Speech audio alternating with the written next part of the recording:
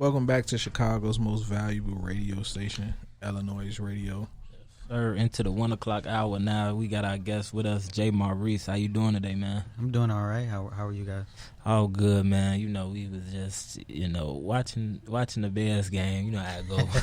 We ain't gonna say what he was saying, you know what I'm saying? We ain't even gonna put that out there. Yeah, I mean, to be fair, I am from Detroit, so I can't talk too much because the Lions are just as terrible, so. Hey, man, shoot. You know how it go. It's a good Sunday pastime, though, but how you doing, man? Pretty good, really just been working, and I kind of hate when people say that, but yeah, that's really what it is. Just that's all you can do. So you said you was from Detroit. Talk about your upbringing in Detroit and everything, and how did you find music out there? I mean, outside of it being kind of like the Motown legacy, I grew up on listening to all of that stuff. My mom was a huge Michael Jackson fan, and just every day we was listening to it in the car. And it's actually kind of funny because I wanted to listen to rap. I wanted to listen to what my cousins was listening to, but she didn't like it. She didn't like the cussing, and she didn't. So I grew up listening to a lot of the older stuff. But how I personally got into music, my mom, she made me take piano lessons, and I didn't want to play piano, but she didn't let me quit. So after a while, you kind of get to this place where you have this skill, you know how to play this instrument, but you don't actually really care about it. Mm-hmm. So I was like, since I have this skill now, why not use it to make money? So then that's when I kind of taught myself how to make beats. And the whole time I had always been writing. Mm-hmm. I had always been writing, but I never really thought about it being like rap or just being music. So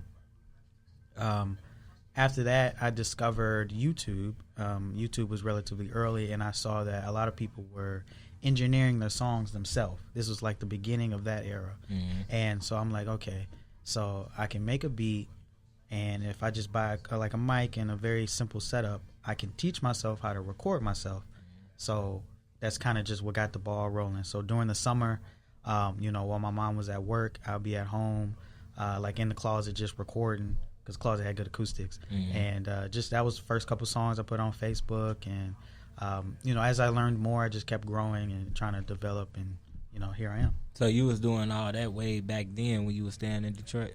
Yeah. I've been making music arguably off and on since, I want to say, 7th grade. So that would be like 2007, 2008 for me. So before your mom had you learn how to play the piano, you didn't want to pursue music in any type of way? No, not really. I was really into sports then. So it's ironic because I'm not in sports now, but I was really into basketball. Despite me being short, I had hops. Like I could still touch rim, and I was quick. So I was like, despite the disadvantages, I think I could still do this. Mm-hmm. But she wasn't having it. So she pushed me more into. She just wanted me to be able to do something that I will always be able to do no matter how old I got.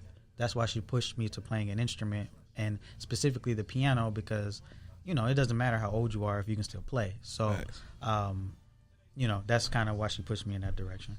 Have you reflected on your life to the point where you and your mama had that conversation like, man, thank you for pushing me towards this path? To be honest with you, yes and no. Whereas I am grateful for her pushing me that way, but growing up, I wasn't, even though I was in Detroit and I was in, one of the worst parts of Detroit, I wasn't headed down the stereotypical paths. Like, I never had that mentality. So I kind of wished that before she pushed me in a specific direction, that she would have gave me time to kind of develop whatever I originally wanted to do. But I gotta be grateful for the fact that I'm not dead or in jail. So facts. Yeah. So. Is the piano the only instrument that you know how to play? That's the main one. Later, out of necessity, I was in a band and they already had a keyboardist, so I kind of taught myself a little bit of bass guitar. And when I was in high school, I was in band, and there really isn't no keyboard in band, so I was a percussionist. So I kind of learned a lot about playing drums and specifically the timpani, which is more of an orchestral instrument. So yeah, that's pretty much the main three there. For sure. And growing up in Detroit, and you spoke about Motown earlier. Was everything? Was it like coming up in that era? Because you know, like Motown, a lot of people when the label first started. I'm going out for like documentaries and movies and stuff. Man, when the label first started, people was like going out like it was Hollywood to get their dreams off. Was it like a cultural upbeat upbringing, like with music? You know what I'm saying? You just had it was just like any other time, you know. You mean are you asking me was the time that I grew up in Detroit, was it kind of similar to like the 60s? No, not that deep. Oh, but like, no, I'm saying like, you know, you just got the people like out here in Chicago. It's like you heard a lot of house music and you know what I'm saying, stuff like that. So was it like a upbeat? You know what I'm saying? Oh, okay. Not to my experience. I think that you will still hear Motown and just anything from the 60s, 70s, 80s on the radio, you know, depending on if you listen to what they call the soul station. But it's not much of from my experience, it wasn't much of like a community where you would go and it would be like an overwhelming celebration of the Motown era. The way that it might be here. And, you know, still got house parties, house parties and stuff. It's not so much that Detroit is very much, when I was growing up, it was kind of past that. It was something that we all remember, but I could say that my generation didn't do a lot of effort in trying to keep that legacy alive. I feel that. And it, like out here, it'd be like house music festivals and all that, you know. But yeah, I asked that too because like right now, currently, especially in the current state of Detroit music, you know, it's like one, not necessarily one sound that's getting pushed, but it's kind of is, you know what I'm saying? So, you know, you got the artists like the Babyface Rays, the V's, the T Grizzlies, things of that nature, you know. So it's like that's separate from what Motown doing, you know. I will say though, although I'm not gonna say Motown died out, but our generation didn't latch to Motown the way our parents did. I will say, Dilla, we latched to Dilla though. Dilla is, although there is that what we call like the street music, the boom bap kind of underground, the Dilla, the Elzai, the Black Milk, that is that's still there and kind of seeping under the T Grizzlies and the things like that. So that's probably the thing that we latched on to, or you can say like Royce's generation that gave down to us, and that's probably something that'll continue to live on. I rocks with Royce too. They you know, it's like a disconnection anyway now with like the newer generation and like younger generation, everything, and what they was doing back then. You know what I'm saying? So I was more so asking it on some you waking up early on a Sunday morning, or you had a family barbecue type stuff. You know? Maybe, yeah. It wouldn't be Motown. It would be more like Earth, Wind and Fire, or kind of the disco era at the barbecues, or waking up on a Sunday morning cleaning.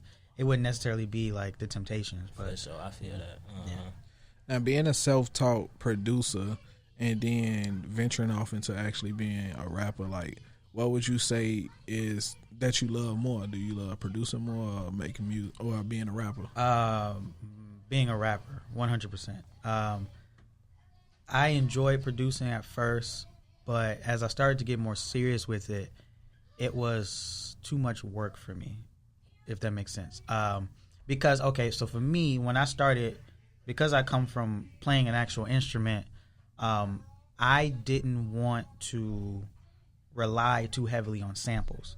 So at 14, 15, I am attempting to arrange instrumentals in the way that, you know, orchestras arrange, and that's a lot of work. So it was a lot more fulfilling, and I guess you can say I got more positive reinforcement from writing, because not only was it allowing me to express myself, but it came a lot more natural, and I wasn't like forcing myself to, you know, compose a bass line that goes well with a violin, that goes well with the drums and the piano, and I was just doing way too much way too early, so maybe I psyched myself out of it.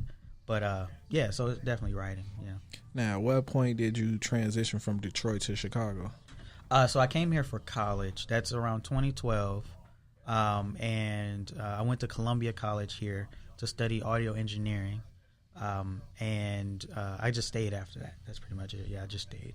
Chicago just grabbed you like hey. For real. What made you stay? To be honest, it wasn't. So the Detroit today and the Detroit that I grew up in are two different Detroits. Now we hear about how people are buying up the land and there's a lot more energy in Detroit. But when I grew up in Detroit, it was completely dead. Like Gary. Yeah, it was completely dead, and that's unfortunate, but it's the reality. So when I came here and it was so much opportunity and if life going on in the downtown area and just all the different communities, and I had to stay. But if you ask me today, I may be more open to going back because there is a community there that I could help build. For real. So it's been about 9 years, So Yep. like 9 years, and you still feel that open way of going back? Like, man, I can go back right now. Not saying you physically can, but like you feel like you can still, Yeah, I'm never gonna forget the hometown because I attribute a lot of who I am and how I am to the struggles of growing up in an environment that did not have a lot to offer. So I'll never, and I just feel like also when you're from Detroit, I don't know if y'all feel this way about Chicago. It's a certain chip on your shoulder that you have because of how Detroit was portrayed while I was in high school. So maybe the years between 2008 and 2012, 13, where, the whole nation was in like a depression, but also Detroit was like in a double depression because of some local things that was going on that made the city bankrupt, and the crime skyrocketed. And I think during those years, I think the highest crime rates kept switching between Detroit and Chicago or something like that. And me being someone who was there, it's like, I guess when you in it, you don't really realize it, but it's like, it's not that bad. Y'all just sensationalizing the city. And so I'll always have like a chip on my shoulder. And I think a lot of people from Detroit have a chip on their shoulder when they go out into the world, because we're a very overlooked city. After Motown, it kind of, people just forgot about us. For real. And a lot of what you just said about that certain time period, that's was something that was like it seemed normal while you was in it, but that really wasn't normal. Right. I didn't like was that Ford or something? A Ford plant went down or something like that happened in that time period too. Yeah, it could have been Ford, it could have been Chrysler. Yeah, it was something. It was something with the automotives out there. I remember that, but that people don't understand how things like businesses and everything trickle down. Because I know from my the neighborhood I grew up in, they got a Ford plant by it. You know what I'm saying? Like down the street, and all that plays into the environment and everything that goes around. It plays into the poverty around. It plays into the crime around. All this stuff trickle down. So yeah, because when they leave, all the people who were employed by that plant, they're now jobless, and then their kids aren't able to survive, and that also may have affect the local school in that area, because the money in the community isn't circulating like it was. And then next thing you know, you got kids out here trying to do whatever they can to survive, and you got adults out here trying to do whatever they can to survive, and it just becomes very inconvenient and uncomfortable for everybody. For real. And in that short period, you got people that inherit what their parents go through, like as far as their financial situation, the things that goes on in the neighborhood. So man, hey, but if you go back this time around, what would you do differently than growing up? Because now you at the age where you can provide some sense, you can provide some knowledge, some type of experience. But what would you do? Like, what's one personal thing you would want to do going back? I think the first thing I would do is I would try to teach some of the music business to the people that I know there that do music. I think because there's a lack of opportunity there, and there's a lack of maybe a unified structure. A lot of us just came up and we just wanted to make music. We just put it out online, and then that's it. And when I came here, partially because of college, but also just my experiences, I kind of learned the whole process of how do you actually submit your music to things so that you can be featured, or how do you do this, and how do you market yourself? Where do you go to get a logo? How do you, design cover art, and just all of the whole thing that kind of builds your brand as an artist. And it's not really difficult to do kind of up front. So I would go back and I would kind of tell all the homies like, hey, you know, the music is there, but in order for people to notice it, you have to do this. You have to do this. You got to do this. It's not difficult. There are actually a lot of services that will help you, not help you, but that you can do it for free, or for very little. And you know, I would just kind of show them and walk them through it, so that way they can start to build their brand locally and actually, because there's a lot of talented people who, you know, aren't being heard because they may not be putting in that work of, you know, reaching out and saying, hey, I got this song. Do you like it? Can it be on your website? Can you feature me? Can I do an interview? Can I, and you know, being in the studio is not enough. It's not, you know, making the music is part of it, but it's not all of it. So that's probably what I would teach them. Yeah. Yo, it's your boy Biko. Make sure you head over to the Apple Store and Google Play Store and download the iLLANOiZE app right now. From there, you'll be able to stream iLLANOiZE Radio live every Saturday from 4 to 6 p.m., as well as stream podcasts, watch interviews, check out the latest news, and so much more. So head over there to your App Store and download the iLLANOiZE app. Yo, Sound Radio, we back in the building. Yes, sir. Checking back in with our guest, Jae Maurice. Now, before Yo. before break, you was talking about you went to Columbia College and everything. I'm gonna ask you straight up: do you feel like college was a helpful step stool for life? Yes, but not the 4 years. No, it's helpful because it puts you in an environment with a lot of like-minded people. But specifically Columbia, or I would say if you're going into the arts, be very smart about whether or not you decide to go to a 4-year college for that, because everything is on YouTube. And to be honest, the world we live in, people in the arts specifically, people don't care if you learned it from YouTube or if you learned it from a classroom if you're actually good at it. So I would say be very strategic about if you go to school for any type of artistic thing, or if you should spend that time, you know, just perfecting your craft. But for me, it helped a little bit. It taught me a little bit about the business. But outside of that, no, it wasn't. I wouldn't say it was worth it. Do you feel like you had good understanding of what you was pursuing before you went to college? Like, did you know enough about audio engineering, or was it at school that's where you learned the majority of? Because I kind of started recording myself 8th grade, 9th grade, I had a decent understanding of the very basic, maybe not the more scientific reasoning behind it. That's what I learned in class, but just like how to do it, I was pretty decent at it. School kind of taught me more about why we do it this way, which hit or miss. It didn't do much to help me in life. Yeah, so yeah, I guess to answer the question directly, yeah, I kind of had some experience before I even went into college. Yeah, I feel that because I know coming from certain backgrounds where opportunities aren't available, we'll just have like the passion in mind before we got the footwork. You know what I'm saying? A lot of times, college teach you the footwork. Like for instance, me going to school, I just knew I liked to write. I didn't necessarily have it for journalism. You know what I'm saying? Right. A lot of schools and a lot of places where a lot of opportunities are available, they'll get you prepared. Like you will already be on the set. You will already be mixing like real music. You know what I'm saying? So it gives you the experience that you can like put on a resume for when you go out and try to get internships and stuff. Now, would you recommend college for the next person trying to be an audio engineer, or would you say just stay on YouTube?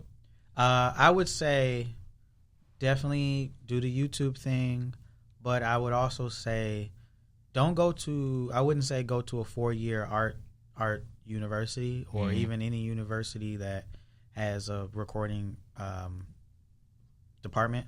I would say go to like a technical institute, something that's maybe like 2 years where they really hyper focus on, you know, Pro Tools or different DAWs, and they really hyper focus on the gear, the microphones, and they just cut out all of the English credits, and because you still got to do all that nonsense, the English credits and the math, and you just go to and you can still get a certificate, and you know you can still use that as saying, hey, I completed a program can I intern here or can I start my career in the real world? I would recommend that. It's way cheaper. I would recommend that, yeah. For sure. Now, playing the piano has took you a lot of places, bro. It says you perform with multiple jazz ensembles, 5 years as a gospel musician, and worked in musical theater. Mm-hmm. So which one would you say you learned the most from being put in those positions? The gospel musician. I was playing for, I played for multiple churches, but the main one was the church that I grew up in, and that really taught me how to play by ear, and it kind of, because gospel music is like an infusion of jazz, soul, blues, and it's just a bunch of stuff. So you don't realize it as you're going through it, but you are basically learning like 6 genres of music at once. And the way some churches are, you got like multiple rehearsals a week, so it's also teaching you how to keep up a routine. And you have those moments, any musician, you have those moments where you look at another person in the band and y'all both thinking the same thing, even though y'all didn't communicate it. And it gives you a lot of those moments where just from playing with someone, you kind of all become almost like one person, but just playing multiple instruments. And, that I would say I learned the most about that, just about being a musician in general, being on time, working hard, all of that stuff. So, yeah. Now, how well do you find yourself trying to mix the Detroit sound with the Chicago sound? Because you spent an ample time in both these places. Mm-hmm. So do you find yourself trying to mix these sounds, or do you just let both sounds just live and you create those organically? I would say that no, I don't. I put a lot of energy into trying to be original. I go so far as I try not to pick any direct influence. When people say, yeah, who's your favorite artist? I'm like, I don't know. Because I put a lot of energy into I don't want to say not being influenced, but not copying or not being another version of something that's already been done. I really just try to be my most authentic self. Now, I will say that maybe there are some similarities between my sound and the more boom bap Detroit sound that I was describing earlier. I don't know if I have any Chicago influences or I don't think I have any Chicago. But yeah, I just really try to just be myself as much as I can. All right, now we got a record, Old Soul. Explain that record to me. My whole life I've been described as an old soul. My mom said that I am more or less a reincarnation of my grandfather. He passed when I was young, so I didn't really meet him. And I've just always been considered an old soul. I've kind of more or less been an outcast a lot because a lot of the things that people my age gravitate to, I just was like, yeah, this is okay. I can see why you like it, but it's not for me, My mom always told me, you can't do what everybody else do. So that's always been in my head, and as I've gotten older, I've just learned to accept the fact that there's some things that I just don't like or some things that I won't do. For sure. I guess I'm an old soul.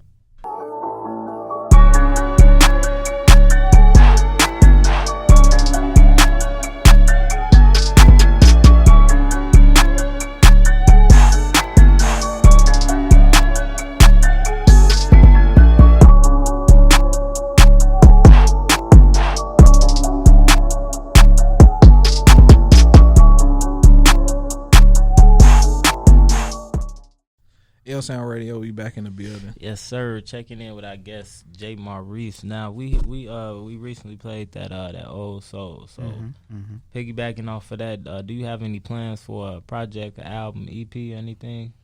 Not really an EP or an album. I do have a new single that'll be coming out on the 21st. It's called Black Castor. It's a new song and video. It'll be available everywhere, including YouTube.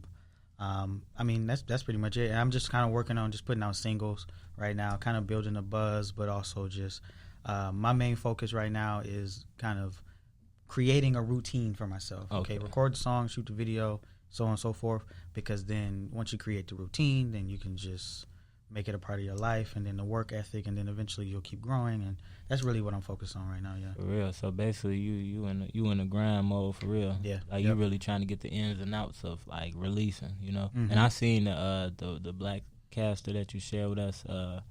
It was I think it was a listed track or something like that. Yeah, You did share that track though. yeah. I shared it with y'all For sure. but everybody else can't see it yet. So. Explain the name behind that track. Okay. Do I want to do this? I might pull a Kendrick and like not explain it. No, I'll explain it.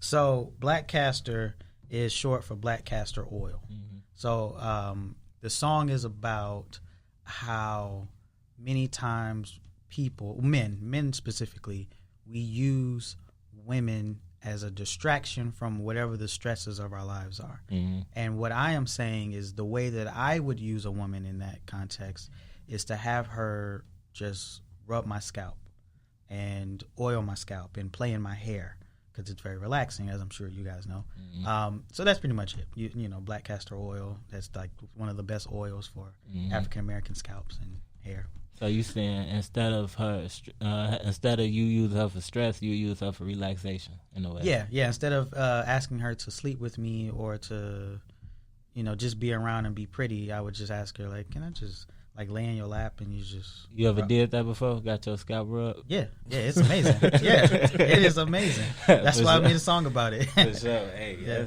that's quite some substance. I'm looking forward to that release. Shout out to the stress relievers out there, man. For sure. Woman, be that man peace. You know what I'm saying? Exactly. Simple. We don't want to argue. We don't want to fight. We just want our hair rubbed too. For real. You feel me? Now you ventured off into the gospel. Could you ever see yourself making a gospel album? No. From a creative standpoint, there are too many restrictions, in my opinion, because then I have to like cut out all the profanity, and I almost kind of feel like I can't be as honest because with a lot of gospel music, I know that more recently a lot of gospel artists like Mary Mary or like Lecrae, they expose more of their maybe not so righteous characters, and they express how they're still working on it and how God is saving them.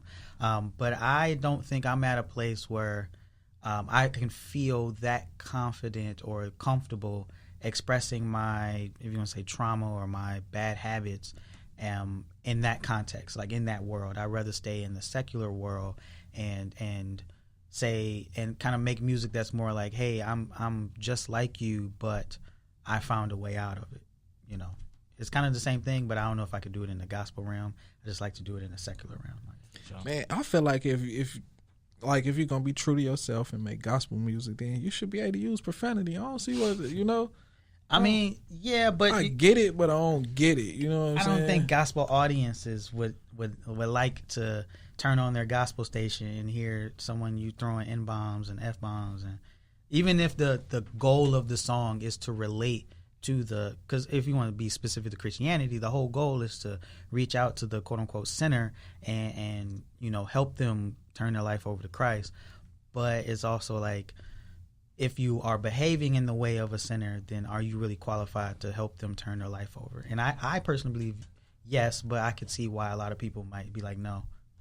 That's why I say I get it, but I don't get it. Yeah. For real. That like same with like some artists like Kanye with Ultralight Beam or Rod Wave with Tombstone. You know how they got like the church influence, like the choir singer and everything like that. Would you do something like that in a live performance? Yep. Because basically you taking the influence. You're not really, Yeah, I would. I always said that, when and I get the budget for it, the first thing I'm doing is getting a choir. Getting a live band and getting a choir. That's the first thing I'm doing. If you can give your younger self any advice, what would it be? Be more confident. Be more self-assured. Now you good. Oh, okay. So the younger me, I guess because I was an old soul, I was outcasted out of a lot of things that my generation was doing, and when you outcasted, you can sometimes become insecure, and even if you feel like you're being true to yourself, you are almost influenced to change yourself to try to fit in with the masses. So I would tell my younger self, you won't realize this yet, but you are on the right track. Just keep being yourself. There's a reason why you think the way you do, you act the way you do, and you might not see it now, but it will eventually manifest itself. So that's what I would tell myself. All right, now before we get out of here, plug everything you need to plug. Tell them when the single dropping again, where they can find everything. Okay. So my official website is jaemaurice.com. That's J spelled Jae. Maurice spelled normally.com. You can find me on Instagram and Facebook at JaeMaurice313. Both of those are the same. You can find me on YouTube at Jae Maurice. You can find me on Spotify as Jae Maurice. Google, anything. I got a new single, Black Castor, coming out on Tuesday, September 21st. You can just find it everywhere.